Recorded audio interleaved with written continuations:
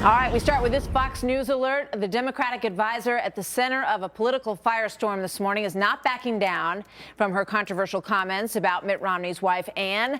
Brand new hour starting now. America's Newsroom. I'm Martha McCallum. I'm Bill Hemmer. Good morning, everybody. Hillary Rosen igniting a brush fire online after criticizing Ann Romney for being a stay-at-home mother. Here is where it started. What you have is Mitt Romney running around the country saying, well, you know, my wife tells me that what women really care about are economic issues. And when I listen to my wife, that's what I'm hearing. Guess what? His wife has actually never worked a day in her life. She's never really dealt with the kinds of economic issues that a majority of the women in this country are facing in terms of how do we feed our kids, how do we send them to school. So that's how it all got started. So Ann Romney tweeted immediately after that this quote: "I made a choice to stay home and raise 5 boys. Believe me, it was hard work." That's just the beginning of all this, folks. Monica Crowley joins me now, radio talk show host and a Fox News contributor. Monica, good morning. What's your initial reaction to all this? You know what, Martha? I actually think that Ann Romney should take this as a huge compliment because it's a measure of exactly how threatening the Obama re-election team finds her. Ann Romney is dynamite on the campaign trail. She is a mother of 5. She's a grandmother of 16. She is a powerhouse retail politician in her own right. She knows how to work a crowd, and people respond to her. And because she's gotten that kind of traction on the campaign trail, the Obama re-election team is now running scared. If they weren't threatened by Ann Romney, that attack yesterday never would have come. Let's take a look at a follow-up from Hillary Rosen, and we're going to have more sound. She just was also talking about this, but this is the follow-up. This is a tweet that's, oh yeah, this is her follow-up. I'm sorry. Just wanted to make sure. She says, "I am raising children too, but most young American women have to both earn a living and raise children. You know that, don't you?"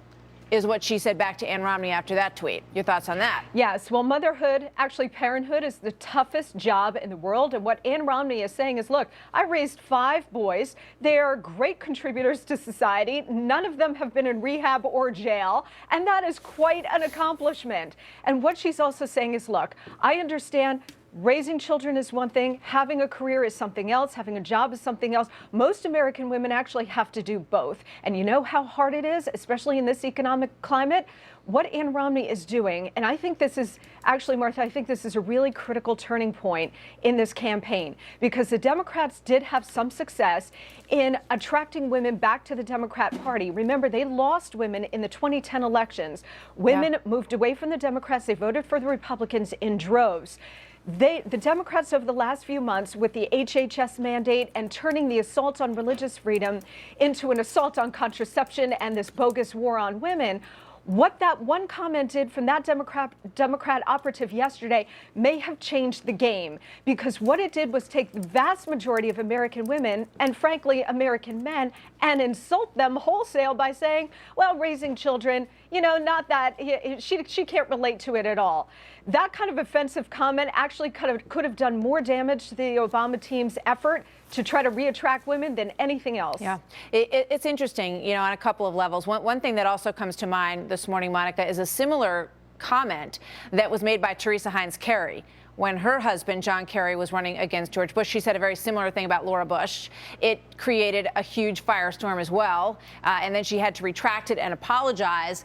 And, you know, I think there's an underlying battle that goes on between, in the race for first spouse, first lady, in all of this. And I think it's very significant in terms of who this person is and what they bring to the table in terms of creating that team that Americans look at when they decide who they're going to vote for. And that, you know, was not lost clearly on David Axelrod and Jim Messina and others from the administration who came out right away. I think we have their tweets. They disowned this. They backed off of this statement in a big way. Let's take a look at what they said in response. This one is from Jim Messina. He says, "I could not disagree with Hillary Rosen any more strongly. Her comments were wrong, and families should be off limits. She should apologize." Let's take a look at what David Axelrod had to say. Also disappointed in Hillary Rosen's comments about Ann Romney. They were inappropriate and offensive. Why do you think that they came out so quickly to rebut this? They're in major damage control, Martha, because they realized that her comment offended the vast majority of Americans, men and women. You don't have to be a mother to find this comment offensive. Remember, back in the '92 campaign, Hillary Clinton got in trouble for saying, well, I guess I could have stayed home and baked cookies. Yep. That ignited a firestorm.